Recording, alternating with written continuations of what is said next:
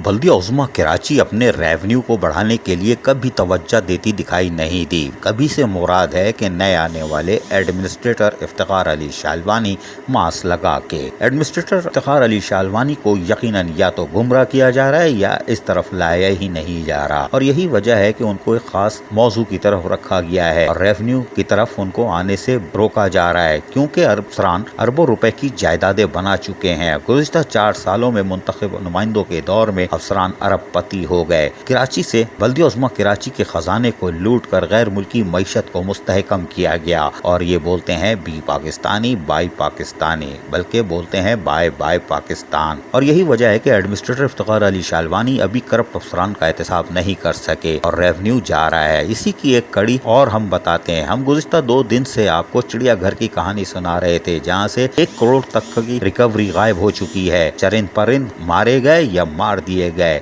उनकी अशिया फरोख्त कर दी गई, मुल्जिमान पकड़े गए, कार्रवाई नहीं हुई, कोई बात नहीं। आज हम तो कहानी सुनाएंगे सफारी पार्क की। सफारी पार्क में भी अजब खेल तमाशे हो रहे हैं। यहाँ पर भी बल्दिया उज़्मा कराची के रेवेन्यू को धचका पहुँच चुका है और केएमसी के रेवेन्यू को धचका देने वालों ने सफारी पार्क के झूले बंद कर दिए।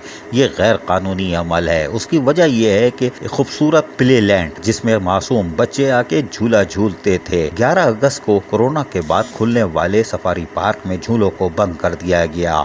मिठाई भी ज्यादा खाने के शौकीन कई डब्बे मांग रहे हैं, पता नहीं 7 या 8 डब्बे मांग रहे हैं। इतना मीठा तो शुगर तो छोड़ो, कुछ और बीमारी भी ला सकता है और वो आएगी। बहरहाल झूले बंद हैं, जबकि हैरान कुन तौर पर फनलैंड एक खूबसूरत जगह बनाई गई थी सफारी पार्क में, वहाँ झूले बच्चों को सस्ती तफरी फराम करते थे, उसको बंद कर दिया गया। जबकि बल्दिया उज़्मा कराची को यहाँ से सालाना 17 लाख रुपए मौसूल होते हैं और ये बाकायदा एक एग्रीमेंट के तहत 10 साल के लिए दिया गया था। झूलों को तो आप बंद कर ही नहीं सकते थे, लेकिन दीगर कैंटीन और दीगर सफारी बस को भी बंद कर दिया गया था कि कॉन्ट्रैक्टर के ठेके खत्म हो गए। ये कॉन्ट्रैक्ट तो 10 साल का है, अभी 7 साल बाकी हैं और रेवेन्यू 17 लाख सालाना यहाँ से तो आना ही आना है, लेकिन इसको भी बंद कर दिया गया। इन पे दबाव डाला जा रहा है कि झूले नहीं खोल सकते, पहले आके मिलो, इसलिए कि उनको पता है कि एडमिनिस्ट्रेटर इफ्तिखार अली शालवानी मास्क पहने हुए हैं और वो इस तरफ नहीं देख रहे। चिड़ियाघर हो या सफारी पार्क विजिट तो करते हैं, हाथी को केले भी खिलाते हैं, लेकिन रेवेन्यू की तरफ नहीं देखते। ये 17 लाख सालाना का रेवेन्यू कहाँ जाएगा? अगर मिठाई के 8 डब्बे कोई खा जाए तो इफ्तिखार अली शालवानी फिर मास्क पहने रह जाएंगे और काली आंधी जो आ रही है सब बहा के ले जाएगी। लेकिन हैरान कुन तौर पर अभी भी माफिया सेटिंग करने में